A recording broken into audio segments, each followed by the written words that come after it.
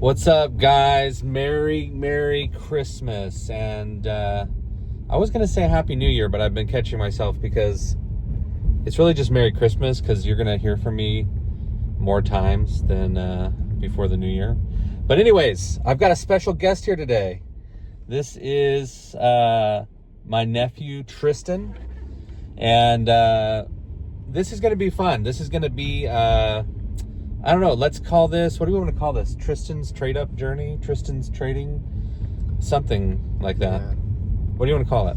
I'll leave it up to you. I like Tristan's trading journey. I like that one. Tristan's trading journey. So, really, this is going to be fun because this is going to be like a blueprint. Really. These will be long format videos. This is part one. But this is going to be really the blueprint for how to start with something. And this will really be for someone who has like a little bit of money to start with. Tristan has a budget of like $2,000 to $3,000 that we're going to start with. And essentially what we're going to be doing is I'm going to show him step by step, holding his hand the entire way through the process of how to, first off, get the best value, get the best bang for your buck that you can for that $2,000 to $3,000. Not just having $2,000 to $3,000 and buying something that's worth $2,000 to $3,000, but having that money and buying something that's worth $5,000 to $8,000. How do you get that value, right? So step one is actually securing the beginning of the trade line. And for those of you that have listened a little bit to some of my other videos, you'll notice I call these trade lines. I don't know where that came from. I just created that over the years.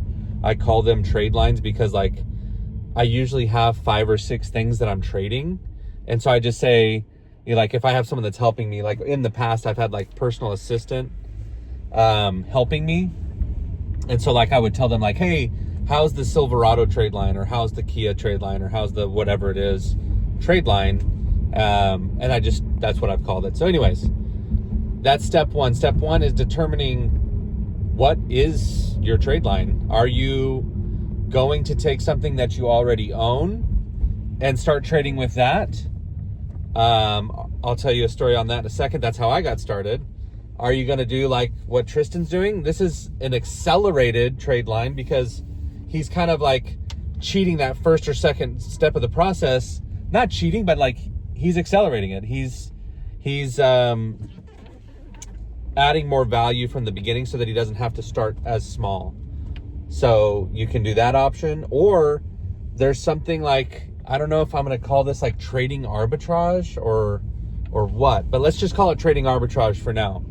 I was having a conversation with a buddy of mine yesterday, who I had lunch with the day prior, who I was talking to about trading, and he was telling me like, man, I want to get started with that, but I don't have any money. And I said, well, you know, that's just an excuse. No offense. And to any of you listening, if you're like, I don't have any money to get started, it's just an excuse. Now, ignorance is bliss. Okay. So take that with a grain of salt, because when I first heard the word ignorant, when someone called me ignorant the first time, I don't know if anyone's ever called you ignorant before. Not yet.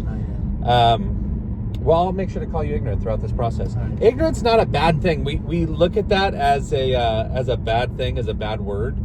Ignorance is just the lack of knowledge. It's you don't know what you don't know. So ignorance is not a bad thing, and that's why they say that expression like ignorance is bliss, right? So if I'm saying this to you, until I told you this, if you were to tell me or somebody else, I don't have any money to get started, that would be a legitimate excuse because you're ignorant to the fact of how you can make money easily and for free. But I'm about to give you a hack on how you can get money to get started with this. So after this video, if you still decide not to get started, that's on you, right? Like now, that's the ignorance is bliss thing, right? Like you're choosing to stay in that same category. You're no longer ignorant. You now know how to make money to get started. So if you continue choosing not to take action and not doing it, then it's no longer ignorance. Now it's just stupidity.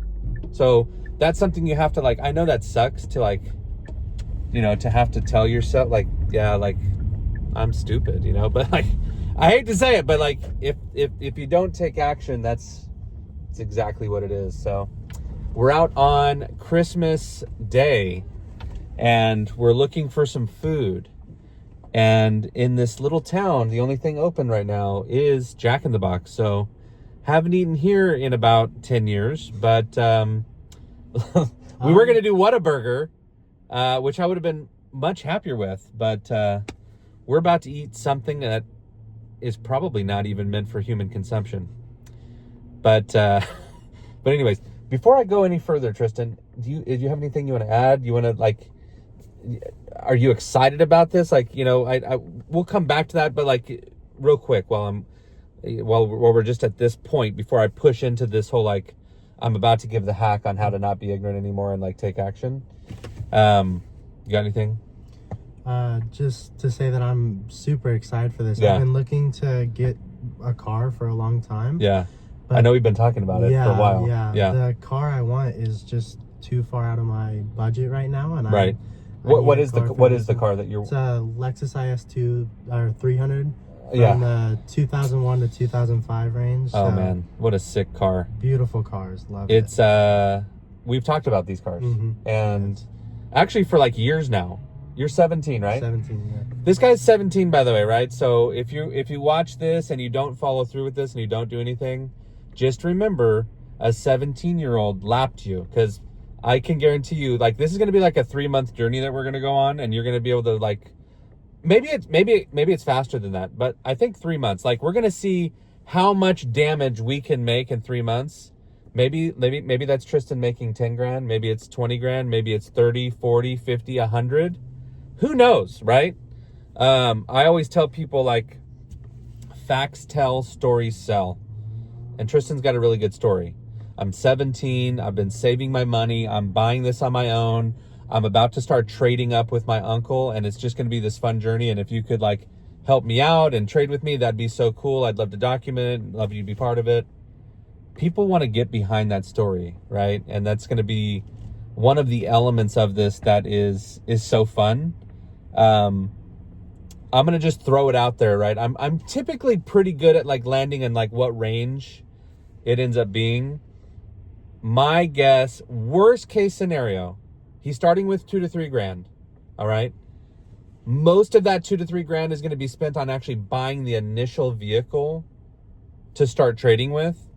But you got to leave a little bit of a cushion. We were talking about this earlier, and now we're kind of just going back through it. But, like, you got to leave a little bit of a cushion for a couple things. Number one, most people, when they post their cars online, they're horrible photos, they're horrible pictures, right?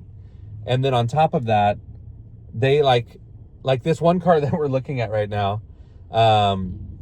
It's like an old Impala, and it looks like the inside of it looks like somebody died inside of it. It's terrible. But you got to spend money to make money, right? That's another philosophy you'll learn through this. But, like, we'll have to spend probably $100 to get that thing detailed to make it look decent.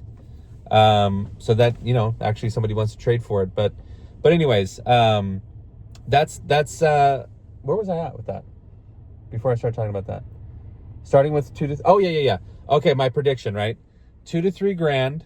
And my prediction is this, the goal is this: 3 months, no less than 2 trades per month. So starting vehicle doesn't count. Whatever the starting vehicle is, we want to trade 6 times. So by the end of 3 months, we want to have the 6th trade secured and listed for sale. The goal is to just simply trade up for as much value as we can. And at the end of the 3 months, sell whatever it is at that time for as much money as possible. Bank as much of that as possible. And Tristan's going to go buy a super sick IS300 with low miles, something much better than what he could with his current budget. He could go buy one right now.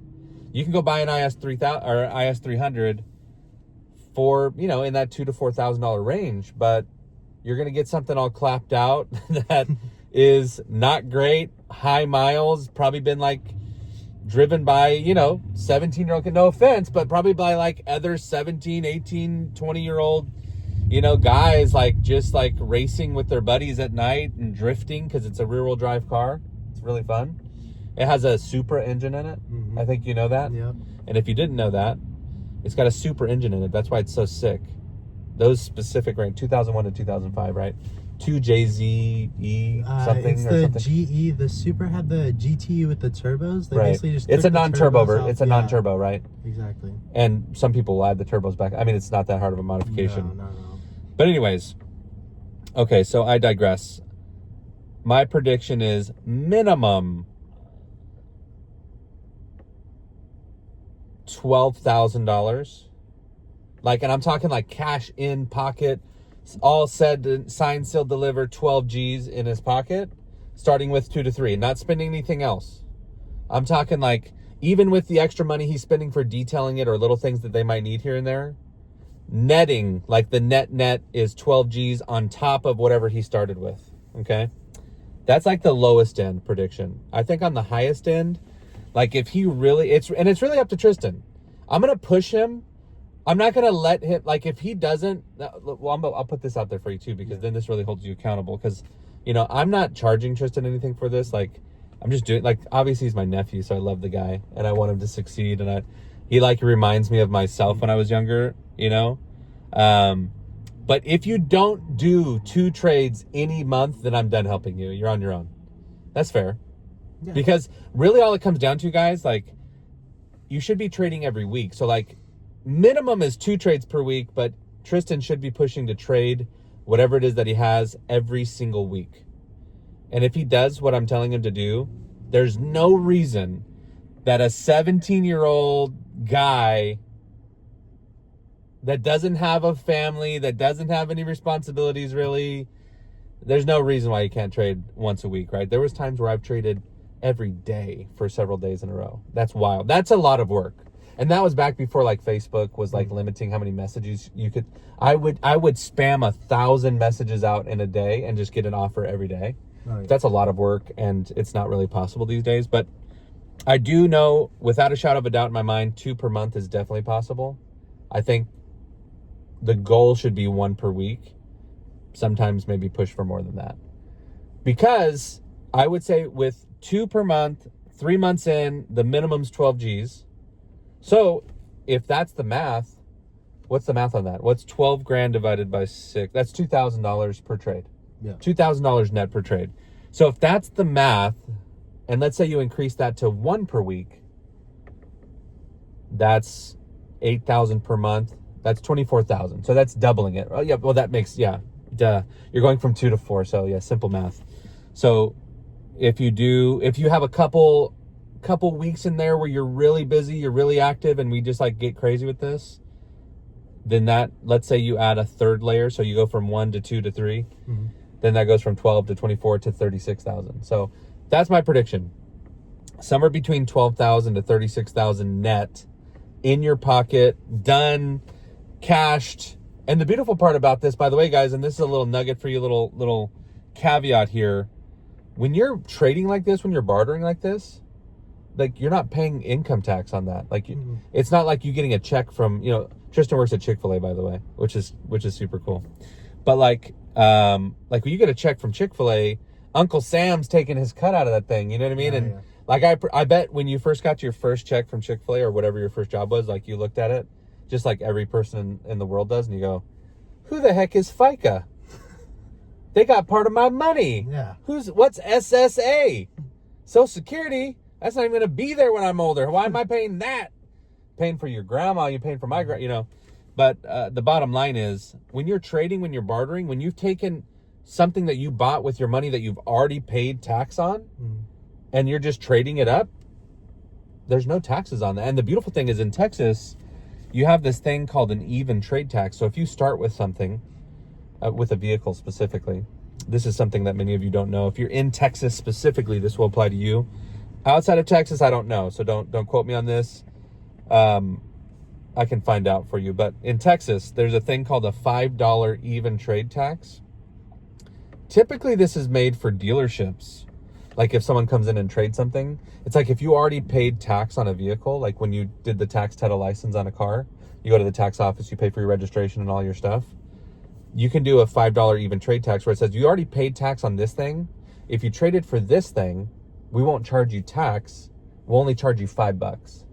So it's like if you go from $5,000 to $20,000 in value, typically you should pay, like the tax office would, if you just went straight to them and tried to register that $20,000 car or vehicle or whatever it was, you'd have to pay taxes on the $20,000. In this case, though, if you trade up to that and you say, I traded across for this, there's no taxes owed. It's only $5. So, you know, whatever that savings is, you could take $15,000 times 6.25%. I don't know what that is, but it's a lot. It's a couple $1,000 at least that you're saving just by doing that. So pretty cool. So that's that. That's my prediction. Now I'm going to go back to the whole like ignorant thing. And like, you know, you guys thought you were off the hook. You thought like I was rambling and you weren't going to find out. But let me go back to the story with my buddy. He's like, I told him, I said, here's how you can make money so you can get started. Go back to your hotel. He's at a hotel right now. And I said, go back to your hotel and go to Facebook Marketplace and type in the word free. And you won't believe the things that are going to pop up. And we're in an area in North Texas, in the Frisco, Plano, McKinney, Allen area. It's one of the richest places in the U.S. And everyone has a place like this. I don't care where you live, right? Like if you're in Atlanta, you have a place like where we are, right?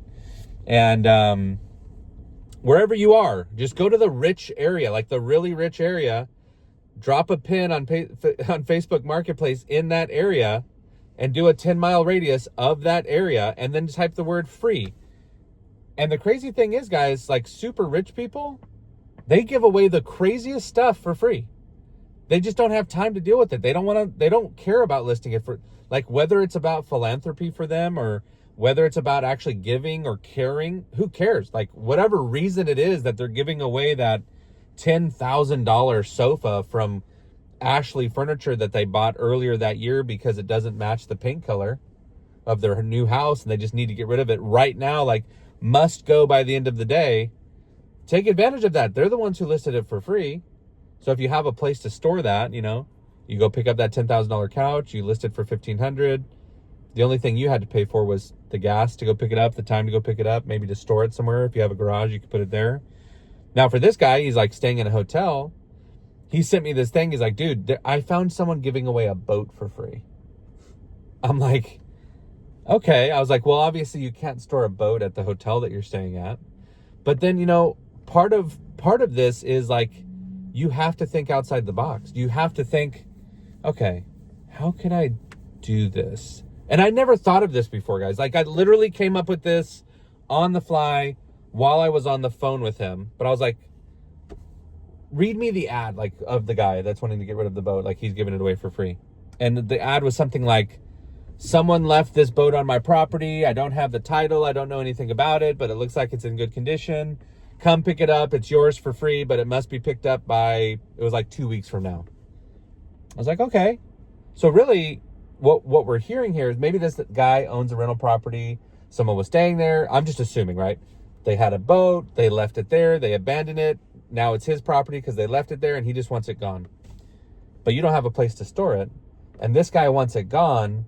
So what if you just take his listing, his pictures of the boat that he already has listed online, and you go make your own listing, and instead of saying for free, because here's the weird thing about giving away stuff for free is like sometimes people don't believe you.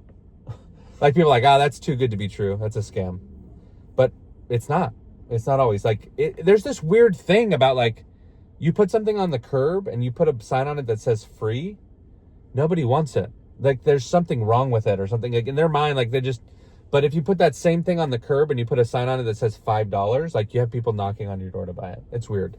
It's a weird thing. But anyway, so what I told him is I said, take the pictures of the boat, list it for sale for $500,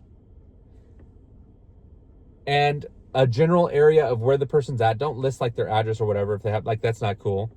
Just list it for sale and start fielding phone calls on it. Explain the situation. When someone calls you or when someone messages you and says, hey, I want to buy your boat. Hey, cool. I'm helping someone sell this boat. I really don't know anything about it. They're just looking to get rid of it. But here's the pictures. Here's the information I know. I think it's worth about this much. There's no title or anything like that. You can do all of this through ChatGPT. You can literally have AI do all of this for you. You guys are gonna have to hang on a second. I'll edit this out later, but we're now up here. Took 20 minutes to get to the front of the line at Jack in the Box, so I'll fast forward this part. Hold on. Maybe we'll just leave this in here. Maybe you guys just get to, maybe that's the cliffhanger. You guys just get to come along for this entire journey, and you're like, man, just tell me how to make money already. And it's like, well, you got to listen to my order at Jack in the Box first if you want to learn. But anyways, so that's what he did. Now, I haven't followed up with him. Obviously, that was like yesterday on Christmas Eve. But think about it, guys. Like, if someone out there is wanting to get rid of something, you can just take whatever it is, list it for sale. And when someone comes back and says, I want to buy it, call the person or message the person who has it listed for free and say, hey, look, I know you had this listed for free, but there's this weird thing about when you list things for free, like people don't want to buy them. So I took your listing and listed it for sale. And now I have like a ton of people who want to come get it. But instead of like them coming and picking it up for free, they're actually going to come pay you. So like this takes a little bit of trust, right? Because you're orchestrating this. So one of two things. If you have the time, you can go to the place and like be the middleman in person, but you'll still need to explain to the person giving it away for free what's happening. Or if you have a conversation with the person and like talk to them on the phone and you feel like comfortable with it, maybe just be like, look, man, here's the deal. Why don't we just split it? Like, so I'm selling it for $500. You were going to give it away for free. You keep $250. I'll keep $250. And literally the only thing you have to do is just like meet the person that you would have to anyways if someone kept to pick it up for free. You're just $250 richer after it. So, and then just have them send you the cash on, Cash App or whatever. I've never thought of this before, but it sounds pretty crazy, but it's possible, right? Why not? Like, why would that not work? Maybe I'll try that myself so I can like prove to you guys that it works, because right now it's just a theory. But I'll let you know what happens with my buddy. But that's one option that you could do. But an even better option is like just find something that you can actually go pick up, right? Like there's gonna be tons of things for free. I was on there when I was telling him like go on Facebook Marketplace and look for something for free. I found a golf caddy, like a walk behind cart. It's like a $250 golf caddy, and someone's just giving it away. So like, you could go pick up that golf caddy. It's worth $250. You could list it for sale for $100 and sell it super fast. Doesn't take much of your time. Do a porch pickup, whatever, right? My point is there's thousands of things every week posted for free on Craigslist or Facebook Marketplace or OfferUp or Nextdoor or any of those apps. There's tons of them. I prefer Facebook Marketplace and Craigslist, but there is a ton of value there of things that people are giving away for free that you could easily flip. And the only thing you have to spend time or energy on is going to actually get it and pick it up and then lift it. Maybe it's a little dirty, clean it up and relist it, right? Like that's just part of it. Sometimes somebody like I've seen before, like complete some sort of like appliance that somebody was getting rid of. They didn't want to clean it. They didn't want to clean the appliance. They're like, it's so dirty, I'm just getting rid of it. It's like you could go pick it up. It's like a $700 appliance. You go pick it up, clean it, and relist it for sale for $250, and boom, you got $250, right? So long story short, if you're not like Tristan and you haven't been diligent and working hard and saving your money and you don't have $2,000 to $3,000 saved up so that you can actually do this, you just have to get creative on how to make extra money. I'm not talking about working extra hours at your job. I'm not talking about anything like that. I'm talking about a side hustle. You got to have a side hustle that you can make some money at so you can get this started. So here's my story, my personal story. By the way, you like how that says Maha? It actually says a ham, but it's mirrored because we're recording right now. And I was like, that's pretty cool. It's a Alexander Hamilton hat because we went to the Broadway shows. Pretty fun. Used to not like musicals or Broadway shows, but my wife has converted me. So everyone's always like, what's a ham? It's Alexander Hamilton, in case you were wondering. But right now it's Maha, so Make America Healthy Again. I think that's what that stands for. Shout out to my boy Kennedy. Actually, he's not my boy. I have no idea who he is, but I'm gonna tag him in this video and just see what he thinks, and I'll just like fast forward to that part or something. But that's a little blooper for later. Anyways, I got started when I was probably like 13, 14. I read an article, or like, I don't remember. I say article, but this was back in like the You Got Mail, AOL Messenger days, where, you know, like that's how you were chatting with people and stuff. I have no clue. I don't remember exactly where I read this at. And if you haven't read this already, I've told you in like 2 or 3 different videos so far, so I hope you went and looked this up. But there's a guy, it's a paperclip. Look up guy trades paperclip for a house. Have you ever looked into this? Yeah. I watched it after you recommended it in the video. Isn't it crazy? Crazy. Right?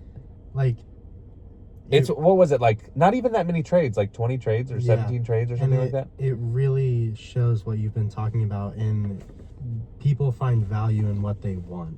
That's right. Like, yeah, you know, trading a Kiss snow globe for something, you know.